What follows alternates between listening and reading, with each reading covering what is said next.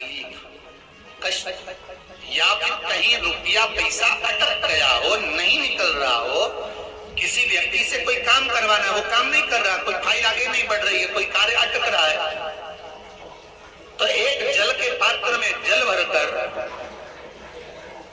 5 बेलपत्री शिव जी को समर्पित कर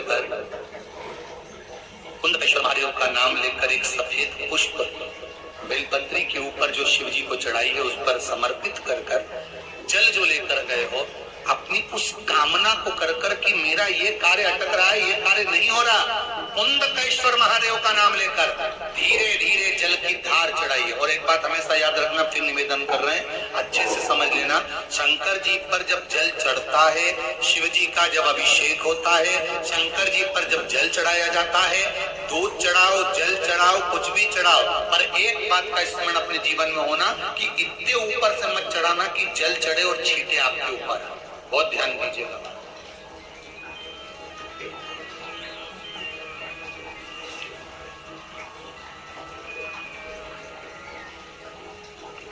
यहाँ तक वर्णन करा गया है कि शंकर जी का जल चढ़ा हुआ जहां से बहकर जाता है ना, उसको लांगा तक नहीं जाता।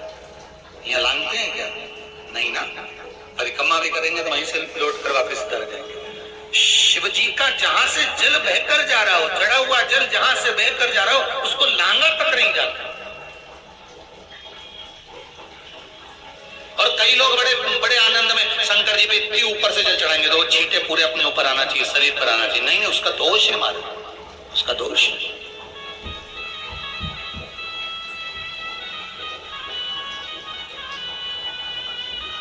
शिव जी को अगर आप जल चढ़ा रहे हो, जैसे आप भगवान को अगर जल चढ़ाओ, दूध चढ़ाओ, तो मान लो अगर जैसे एक सरल भाषा में समझ लो और अच्छे से कि जैसे ये शिवलिंग है शंकर जी का, ये शिवलिंग है और आप जल चढ़ा रहे हो, तो इतने ऊपर से छोड़ोगे तो पानी का छींटा तो अपने ऊपर आएगा। और वही जल, वही दूध, वही सामग्री आप शिवलिंग से थोड़ी सी दूरी बनाकर अगर आप समर्पित करेंगे तो बाबा उसको स्वीकार भी करता है और आनंद की अनुभूति भी होती है, कार्य में सिद्धता भी आती है, कार्य में उसकी सिद्धता। तुम तो ऊपर से छोड़ रहे हो जिससे वो पानी तुम्हारे ऊपर ही आए, तो वो एक अलग विषय। बहुत ध्यान देना महाराज, भगवान को कभी भी कोई भी सामग्री, जैसे भगवान के मंदिर में अगर फूल चढ़ाने जा रहे हो, भगवान के मंदिर में अगर पुष्प समर्पित करने जा रहे हो, तो फूल का मुख अपनी ओर नहीं होना चाहिए। फूल का मुख कहां पर होना चाहिए? जम के बोलो जरा, भगवान की ओर। जम के बोलो जरा, भगवान की ओर।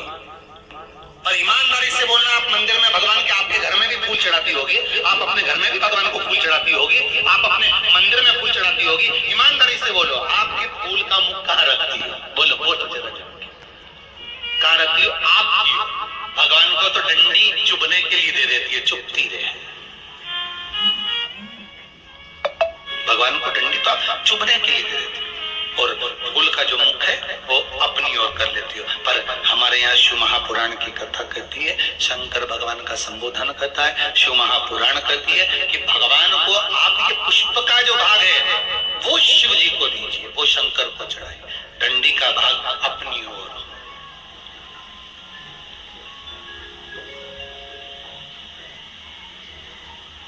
पर हम लोग तो उल्टे चलते हैं ना, आदत तो हमारी उल्टी है, डंडी शंकर जी की ओर, फूल का मुंह हमारी, हमको अच्छा लगना चाहिए। भगवान के सामने सब जमात हो गई है, भगवान के सामने सब जमात हो गई। भगवान भी मन में सोचे वो डंडी गड़ रही है गुलाब। मुख में शंकर भगवान के शिवलिंग पर जब बेलपत्र चढ़ता है तो बेलपत्र का जो सीधा भाग होता है वो शिव जी के शिवलिंग पर होना चाहिए, उल्टा भाग ऊपर होना चाहिए। बहुत ध्यान से समझना हो। जब नंदीश्वर को बेलपत्र चढ़ाते हो, नंदी जो बाहर होता है उसको बेलपत्र चढ़ाते हो, तो नंदी को 2 जगह बेलपत्र चढ़ती है, आपको ध्यान में होगा। पहली बेलपत्र नंदी को जब चढ़ती है तो नंदी के सामने चढ़ती है, तो उसका बेलपत्री का जो डंडी का मुख है वो नंदी की ओर होता है और बेलपत्री की पत्ती का मुख शंकर जी की ओर होता है। समझ में आ रहा है सबको? डंडी का मुख, जैसे नंदी ऐसे बैठा है तो डंडी का मुख नंदी की ओर होगा, पत्ती का मुख शिव के, और ये सीधी की सीधी नंदी के सामने नीचे रखा जाता है, नंदी के सामने। और एक बेलपत्र जब नंदी के ऊपर चढ़ती है तो डंडी का मुख शिव जी के ऊपर होता है और इस पत्ती का मुख नंदी के सिर पर नंदी की ओर होता है। ये दोनों में बहुत अंतर है महाराज।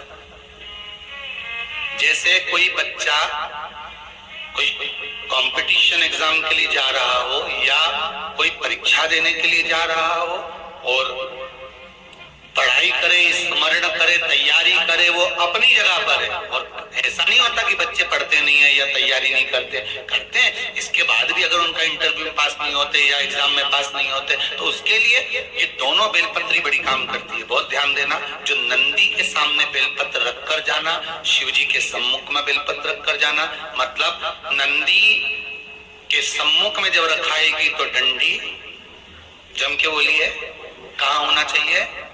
नंदी की ओर। और जब ऊपर रखाएगी तो डंडी। शुद्धकेश्वर महादेव को सबसे ज्यादा कोई चीज चढ़ती है तो सफेद पुष्प चढ़ता है। कौन सा पुष्प चढ़ता है? जम के बोलिए जरा, सफेद पुष्प। और बहुत अच्छे से ध्यान रखिएगा, कभी आपको अगर मौका मिले जीवन में और आपके यहाँ अगर सफेद फूल ज्यादा आ जाता हो तो 12 महीने शिवरात्रि आती है, 12 महीने शिवरात्रि आती है। आप किसी कामना से अगर शंकर जी की आराधना कर रहे हैं या आप शिवरात्रि पर व्रत करें ना करें, 12 महीने शिवरात्रि आती है। आप प्रयास करना, एक कामना कर कर शंकर जी के शिवलिंग का और शंकर जी की जो जलाधारी है उसका शाम के समय, प्रदोष के समय पर, शिवरात्रि के दिन सफेद पुष्प की पंखड़ियों से शिव का श्रृंगार करना प्रारंभ कर दीजिए। जिस मंदिर में कोई नहीं जाए उस मंदिर में जाकर आप शिव का श्रृंगार करिए, श्रृंगार करो। आप दूसरा सोमवार आएगा, दूसरा शिवरात्रि आएगी ना, दूसरी महीने की जब शिवरात्रि आएगी तो आपको मालूम पड़ेगा कि आपने शंकर का जो पुष्प का श्रृंगार करा था, श्वेत पुष्प की पत्तियों का, सफेद फूल की पत्तियों का, कुंदकेश्वर महादेव के नाम से जो श्रृंगार करा था, उसका लाभ क्या हुआ? सफेद पुष्प की पंखड़ियां, कुंदकेश्वर महादेव। हम तो सबसे कहते हैं आपकी फैक्ट्री ना चले, आपकी दुकान ना चले, आपका व्यापार ना चले, आप मेहनत करो, कर्म करो और फल शंकर के भरोसे पर छोड़ दो। मेहनत करो, कर्म करो, मेहनत से पीछे मत हटना, कर्म करने से पीछे मत हटना, क्योंकि शंकर भगवान भी कहते हैं और भगवान कृष्ण गीता जी में कहते हैं कर्म करने से पीछे मत हटना। साथ में शिव जी एक ही बात कहते हैं, भगवान कृष्ण ने गीता जी में कहा कि कर्म तू कर पर मुझ पर विश्वास रख कर करना। शिव पुराण भी वही कहती है, मेहनत आप करो, एक बेलपत्री चढ़ा रहे हो तो ये विश्वास रख कर चढ़ाना कि मैं शंकर जी को अपने दिल की बात कह रहा हूँ, बाकी का फल मैं दे दूंगा कि मुझे क्या प्रदान करना, फल मैं दूंगा कि मुझे क्या प्रदान। आप करो शिव भक्ति, आप करो शंकर की आराधना, आप करो शिव का स्मरण। 12 महीने शिवरात्रि आती है, आप करो शिवरात्रि की पूजा। महाराज शिव जी का नाम कुंदकेश्वर पड़ गया। आगे वर्णन आया, महाराज हिरण्यकशिपु को वर मिल गया था, ना नीचे मरे, ना ऊपर मरे, ना अंदर मरे, ना बाहर मरे, ना अस्त्र से, ना शस्त्र से, ना दिन में, ना रात में। तब वो तप का बल प्राप्त कर कर बहुत पद पर आ गया था, तो उसने सारे मंदिर देवालय सब तोड़वा दिए थे, खुद की पूजन चालू करवा दी थी। इसके घर में एक बेटे ने जन्म ले लिया था जिसका नाम प्रहलाद,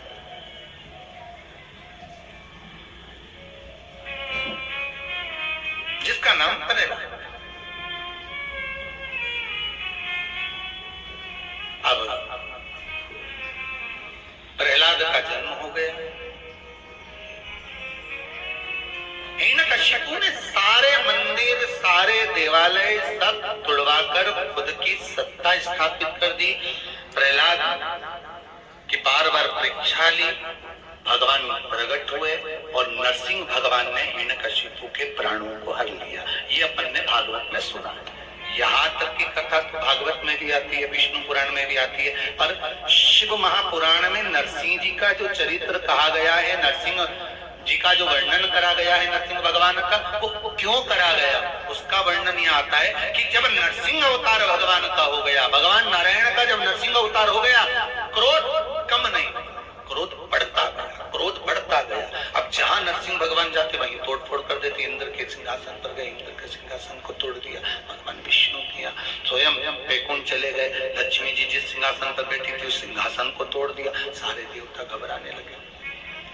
भगवान का जब क्रोध शांत नहीं हुआ, सारे देवताओं ने मिलकर शिव जी से विनती करी, गर्दानी भगवान ने शंकर से निवेदन करा, भगवान ने शिव से विनय करी, निवेदन करा, हे भोलेनाथ कृपा करो, ये नरसिंह भगवान के क्रोध को थोड़ा शांत, थोड़ा शांत। शिव जी ने पूछा क्या है, बस उनका क्रोध शांत हो, ठीक है। शिव जी ने कहा एक काम करते हैं, मैं शरम्भ पक्षी का रूप धारण करता हूं, सारे के सारे देवता मुझ में समाहित हो जाए, सारे देवता। भगवान शिव ने शरम्भ पक्षी का रूप धारण करा और उड़ते उड़ते उड़ते उड़ते जाकर नरसिंह भगवान को अपने पंजे में उठाकर अलकनंदा नदी में ले जाकर छोड़ दिया, अलकनंदा नदी में ले जाकर छोड़ा। भगवान ने समाप्त करने का होता, किसको समाप्त करने का है, क्रोध। भगवान शंकर नरसिंह भगवान के क्रोध को समाप्त किए। शिव जी श्रम्भेश्वर महादेव के रूप में विराजमान, मेरा ओघड़दानी, मेरा शिव, मेरा कृपालु, मेरा दयालु, स्वयं नरसिंह भगवान के क्रोध को भी समाप्त कर देते स्वयं।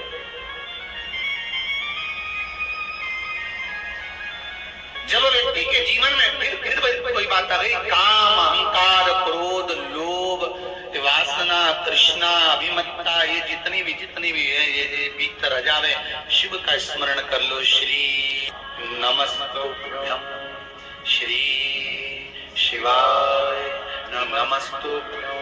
हमने पहले भी कथा में काज फिर कह रहे हैं, जब जब कथा के बीच में श्री शिवाय नमस्तुभ्यम आए तो आपको बाबा से विनय कर लेना है कि बाबा मेरी ये कामना थी, मैं इस कामना से शिव महापुराण की कथा को सुन रही हूं।